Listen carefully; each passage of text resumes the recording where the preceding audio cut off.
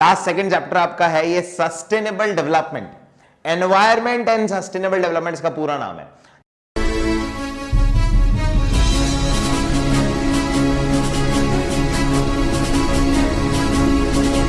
देखो चैप्टर न भी पढ़ाओ ना तो भी चलेगा, इतना इजी चैप्टर और बहुत ही बेसिक चैप्टर है। मतलब अपन नॉर्मल एक प्रैक्टिकल लाइफ की चीजें समझते हैं और लिखते हैं ना, वही चीजें इसमें। सबसे पहले एनवायरनमेंट के बारे में थोड़ा बहुत समझ लेते हैं। इस चैप्टर को थोड़ा क्विक करेंगे, इसकी लैंग्वेज भी आप अपने मन से लिखो, चलेगा। देखते हैं एनवायरनमेंट सबसे पहले क्या है। Environment in something which includes water, air, land, resources, natural resources, ये सब चीजें एनवायरनमेंट का पार्ट है जो कि हमारी इकोनॉमी को रिसोर्सेज प्रोवाइड कर रहे हैं, चाहे वो ईटेबल रिसोर्सेज हो चाहे फॉर प्रोडक्शन पर्पस हो। This is meaning of environment. Now अगर मैं छोटे छोटे टॉपिक्स को लेके आगे बढ़ूं, ठीक है, अपने 12th के अकॉर्डिंग, फिर नेक्स्ट टॉपिक हमारे पास है वो है what are functions of environment. मैं तो वापस बोलूंगा, इसका आप सीधा क्वेश्चन ही देखना, एक बार जस्ट ध्यान से देख लें। एक लाइन पढ़ लेते हैं। फंक्शंस ऑफ एनवायरनमेंट में सबसे पहला है it provides resources for production. आज हम लोगों को क्या मिल रहा है, मतलब रॉ मटेरियल कहां से आ रहा है। आज पेपर कहां से बन रहा है, जब लकड़ी है तब जाके पेपर बनेगा ना। तो आज कोई भी चीज का रॉ मटेरियल कहां से आ रहा है, नेचुरल रिसोर्सेज से, एनवायरनमेंट से, भाई एयर से, वाटर से, मींस फॉरेस्ट, इधर से। ये क्या है, ये एनवायरनमेंट से ही हमारा प्रोडक्शन हो पा रहा है। Next, it assimilates waste and it sustains life. मुझे नहीं लगता मुझे इसको डिटेल करने की भी जरूरत है बहुत ज्यादा। आप सीधा एक काम कीजिए, इसका इस क्वेश्चन देखिए और लैंग्वेज पढ़ के स्क्रीनशॉट कीजिएगा। हाँ जी, अब देखते हैं next topic. What are problems related to environment. Environment की क्या प्रॉब्लम है? दो मेजर प्रॉब्लम है भारत के अंदर, किसी भी देश में, कहने का मतलब है मेजर दो प्रॉब्लम है। इसके बारे में हम थोड़ा सा पढ़ेंगे। पहली प्रॉब्लम मोस्ट कॉमन क्या है? पॉल्यूशन। पॉल्यूशन क्या है? आप लोगों को ये भी पढ़ाने की जरूरत शायद नहीं है। Pollution, air pollution, water pollution, land pollution, detail करने की जरूरत ही नहीं है, बचपन से पढ़े हुए आ रहे हैं 6th क्लास से। तो पॉल्यूशन एक बहुत ही मेजर प्रॉब्लम है। थोड़ा सा इसके बारे में पढ़ लेते हैं। Excessive exploitation of natural resources. अभी क्या हो रहा है, अभी क्या हो रहा है इस जनरेशन में, इस दुनिया में क्या हो रहा है अभी कि नेचुरल रिसोर्सेज को बहुत एक्सेसिवली यूज किया जा रहा है। मतलब फ्यूचर के लिए उसको रखा ही नहीं जा रहा है। अभी मैं आपको जो टॉपिक पढ़ाने वाला हूं ना, मेन जो चैप्टर का टाइटल है दैट इज सस्टेनेबल डेवलपमेंट, वो टाइटल ही यहां पे हाईलाइट हो रहा है कि अभी सस्टेनेबल डेवलपमेंट के बारे में कोई सोच ही नहीं रहा है। डेवलपमेंट हर कोई कर रहा है, सारे पेड़ काट दो भाई, रिलायंस ने बोल दिया, इसने बोल दिया, उस इंडस्ट्री ने बोल दिया, ये पेड़ कटेंगे और यहां पे आएगी इंडस्ट्री।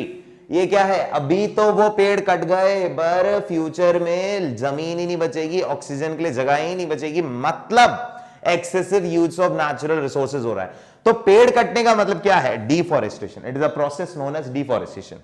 जब पेड़ काट के या फॉरेस्ट काट के जो एक इंडस्ट्री बना ली जाती है या उधर कोई अर्बन एरिया, कोई घर वर, रेजिडेंशियल एरिया सेटअप हो जाते हैं, तो वो डिफॉरेस्टेशन है। अच्छा, एक और आपको इंटरेस्टिंग चीज बता दूं इससे रिलेटेड, अभी आप ये स्क्रीन पे भी देखना। डिफॉरेस्टेशन को रोकने के लिए ऑर्गेनाइजेशन बनी हुई है, कमिटी बनी हुई है, जिसका नाम है सोशल फॉरेस्ट्री। ये देखो मैं बोलते भी जाता हूं, सोशल फॉरेस्ट्री का काम क्या है? डिफॉरेस्टेशन को रोकना और लोगों को रोजगार भी प्रोवाइड करना। किसके रिगार्डिंग? जो भी पेड़ काटेगा, जिस भी इंडस्ट्री ने पेड़ काटे, उसको फिर कहीं और पेड़ लगाने पड़ेंगे। ये सब सोशल फॉरेस्ट्री देखता है। ओके, पॉल्यूशन के रिगार्डिंग में एक चीज बता दूं आपको, पॉल्यूशन के लिए भी पूरा बोर्ड बना हुआ है, सेंट्रल पॉल्यूशन बोर्ड, जो कि पॉल्यूशन के अंडर कंट्रोल में रखता है सारी चीजें। ओके, अब अपन आ जाते हैं डिग्रेडेशन ऑफ लैंड। ये दूसरी प्रॉब्लम है, excessive exploitation of natural resources में दूसरी चीज है। लोगों ने इतना ज्यादा यूज कर लिया जमीन को, कहने का मतलब है इतना ज्यादा लैंड डिग्रेड हो रहा है। तो हो क्या रहा है? लैंड डिग्रेडेशन का मतलब क्या होता है सर, पहले वो बता दो। लैंड डिग्रेडेशन मतलब है कि आज लोग जमीन इतनी ज्यादा यूज कर लेते हैं, वहां फर्टिलाइजर डाल दिया। भाई अपने को तो अभी फटाफट एप्पल ग्रो करना है, ड्राई फ्रूट ग्रो करना है, फर्टिलाइजर आप तो डालो, फटाफट ग्रो करना है, जीडीपी मार्केट में सप्लाई करनी है। तो अल्टीमेटली इस चीज के कारण वो लैंड अभी तो यूज आ रहा है, आज से 5 साल, 8 साल, 10 साल बाद वो काम का ही नहीं होगा। It is known as land degradation. मतलब आप इसको क्या बोलोगे? Excessive exploitation of land, excessive exploitation of natural resources. अब लैंड डिग्रेडेशन के आखिरकार और कौन कौन से कारण है, मैं सीधा आपको इसका क्वेश्चन दिखाता हूं। ये देखना आप इसका लैंड डिग्रेडेशन के कारण का। हाँ जी गाइस, अब देखो आप अपन आते हैं मेन टॉपिक पे, जो कि है सस्टेनेबल डेवलपमेंट। मैं इसको आपको देखो आसानी समझाता हूं। अभी हमारी जनरेशन क्या कर रही है, मतलब एक हिसाब से बात कर रही है, अभी क्या चल रहा है? नेचुरल रिसोर्सेज इतनी ज्यादा यूज हो जा रही है, पेड़ काट दिए जा रहे हैं, लैंड डिग्रेड हो रहा है, कोई मतलब नहीं। अभी का जीडीपी फुलफिल होना चाहिए, अभी की इकोनॉमी को खाने को मिलना चाहिए, फ्यूचर की इकोनॉमी से कोई मतलब ही नहीं है। मतलब सस्टेनेबल डेवलपमेंट है, एक तरफ इस वर्ड को तोड़े तो डेवलपमेंट वर्ड इसमें आ रहा है, डेवलपमेंट तो अभी भी हो रहा है सर, मुंबई इतना आगे बढ़ गया है, महाराष्ट्र बहुत आगे जाते जा रहा है, मतलब कि डेवलपमेंट तो सर बहुत हो रहा है, बट सस्टेनेबल नहीं है, वो फ्यूचर की नीड्स को फुलफिल नहीं कर पाएगा।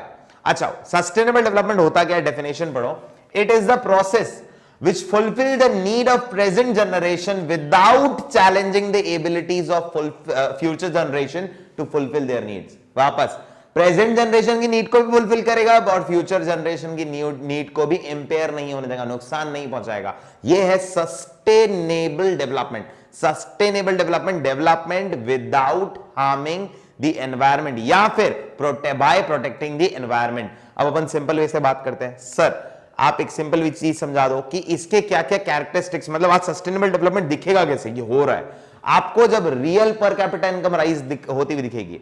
मतलब कैसे, मतलब जैसे आप मानो आज भी पर कैपिटा इनकम अपनी बढ़ रही है 5%, अगले साल बढ़े 6%, फिर बढ़े 7%, फिर बढ़े 6%, 4%, तो ये क्या है, पर कैपिटा इनकम बढ़ रही है फिर कम हो रही है। रियल पर कैपिटा इनकम का बढ़ना क्या होता है, 5% से बढ़ना, फिर 5%, 5.5%, 5%, मतलब हर साल एक ऐसे लिमिट से बढ़ना कि वो हर साल 10 साल बाद भी यही रहेगा, नियरली यही रहेगा, मतलब 10 साल बाद भी सही ग्रोथ चल रही होगी, आगे आने वाले टाइम में भी सही ग्रोथ चल रही होगी। अब आप अगर इसमें देखो नेक्स्ट पॉइंट, फीचर्स में rational use of natural resources को, नेचुरल रिसोर्सेज को सिर्फ इतना ही यूज किया जाता है सस्टेनेबल डेवलपमेंट में जितना इस जनरेशन को रिक्वायर्ड है, आगे आने वाली जनरेशन के लिए रखा जाता है। नेक्स्ट देखते हैं, चेक ऑन पोल्यूशन, पॉल्यूशन पे चेक किया जाता है, पॉल्यूशन नहीं बढ़ने दिया जाता है, sustainable development. And lastly fulfilling future needs, future needs को भी ध्यान में रखते हुए सारी चीजें करी जाती है। अब हम लोग या फिर सरकार या फिर कोई भी क्या स्ट्रैटेजीज अपना सकता है सस्टेनेबल डेवलपमेंट के लिए, what are the strategies of sustainable development, देखते हैं इधर। स्ट्रैटेजीज ऑफ सस्टेनेबल डेवलपमेंट में सबसे पहला है use of environment friendly sources of energy, मतलब कि पेट्रोल और डीजल इनका कम प्रयोग करके सीएनजी एलपीजी का ज्यादा प्रयोग किया जाए। यूज ऑफ सोलर एनर्जी, मतलब कि इलेक्ट्रिसिटी का कम प्रयोग करके सनलाइट का एज अ एनर्जी ज्यादा प्रयोग किया जाए। ऑर्गेनिक फार्मिंग, मतलब कि फर्टिलाइजर्स, पेस्टिसाइड्स इनका कम यूज करके काउ डंग और दूसरे एनिमल का ड्राई वेस्ट ये ज्यादा यूज किया जाए एज अ फर्टिलाइजर।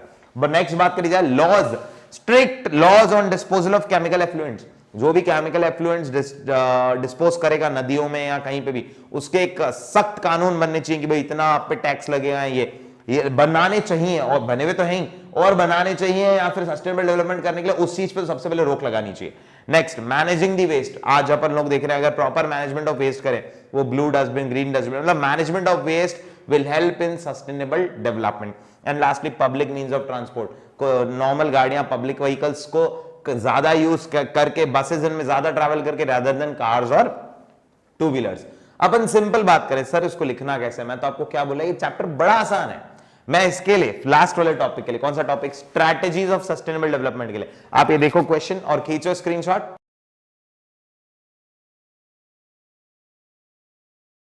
मुझे लगता है इस वीडियो ने आपके इकोनॉमिक्स को बनाया होगा आसान। अब इस बार लाने हैं इकोनॉमिक्स में 80 ऑन 80। मैंने कोशिश पूरी करी है कि वीडियो को, हर कंटेंट को शॉर्ट में देने की कोशिश करूं, बट आगे नेक्स्ट वीडियो में बने रहिएगा। स्टे ट्यून्ड गाइस, सी या टुमारो।